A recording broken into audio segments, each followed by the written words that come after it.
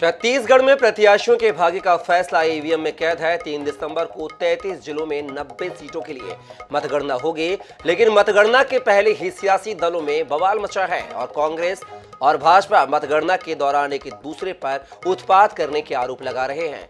देखिए क्या है आरोप प्रत्यारोप हमारी इस खास रिपोर्ट के माध्यम से।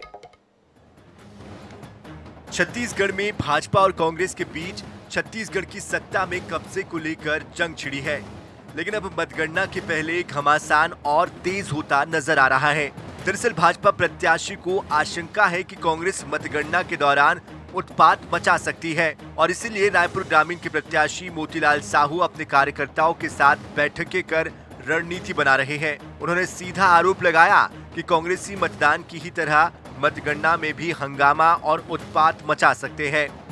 इस संबंध में उन्होंने प्रशासन को भी अवगत कराया है, लेकिन भाजपा के दावे के इतर कांग्रेस को भी कुछ इसी तरह की आशंका सता रही है। कांग्रेस जिला अध्यक्ष गिरीश दुबे बाकायदा सबूत देने की भी बात कहते हैं। उनका तो ये दावा है कि मतगणना में भीड़ ले जाकर भाजपाई हंगामा कराना चाहते हैं, इसलिए भाजपा प्रत्याशी अपने कोटे के साथ निर्दलियों के कोटे से भी गन्ना एजेंट बना रहे हैं, जबकि कांग्रेस ने तो अपने हिस्से से गन्ना एजेंट बनवाए हैं। गिरीश दुबे बैजनाथ पारा समेत अन्य घटनाओं का हवाला देते हुए कहते हैं कि भाजपा के लोग तो पहले ही माहौल खराब करने की कोशिश कर चुके हैं। वहीं कांग्रेस प्रत्याशी विकास उपाध्याय कहते हैं कि भाजपा के लोग चुनाव हार रहे हैं और इसीलिए कांग्रेस पर आरोप लगा रहे हैं। गणना में भी आशंका है कि ऐसा ये उत्पात कर सकते हैं, इसलिए प्रशासन को भी हम इसके लिए कहेंगे कि उचित व्यवस्था करे, समुचित व्यवस्था करे और जो गलत करते हैं मतगणना केंद्र से त्वरित कार्यवाही कर उसको मतगणना केंद्र से बाहर करें। हम लोगों को आशंका नहीं है, पूर्ण विश्वास है कि भाजपा यही करने की मंशा रखती है। हमारी विचारधारा गांधी जी की विचारधारा है। हम लोग शांत प्रवृत्ति के लोग हैं।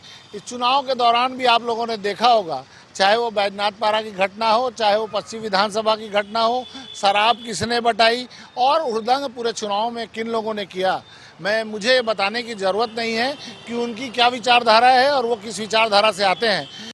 भारतीय जनता पार्टी अलग अलग सर्वे के माध्यम से, अलग अलग मीडिया हाउस के खोज के माध्यम से ये बात जान चुकी है कि छत्तीसगढ़ के अंदर कांग्रेस की सरकार बहुमत से भी ज़्यादा सीटों पर चुनाव जीत करा रही है। इसलिए अब भारतीय जनता पार्टी अनर्गल बयानबाजी, अनर्गल आरोप लगाने का प्रयास कर रही है। कभी चुनाव आचार संहिता का उल्लंघन की बात करती है, तो कभी मतदान काउंटिंग के समय की गड़बड़ियों को लेकर, वहाँ की आशंका को लेकर बात करती है। मैं समझता हूँ कि भारतीय जनता पार्टी हार मान चुकी है। मतदान के दौरान कुछ स्थानों पर भाजपा और कांग्रेस कार्यकर्ताओं के बीच मारपीट और तनाव के हालात बने थे।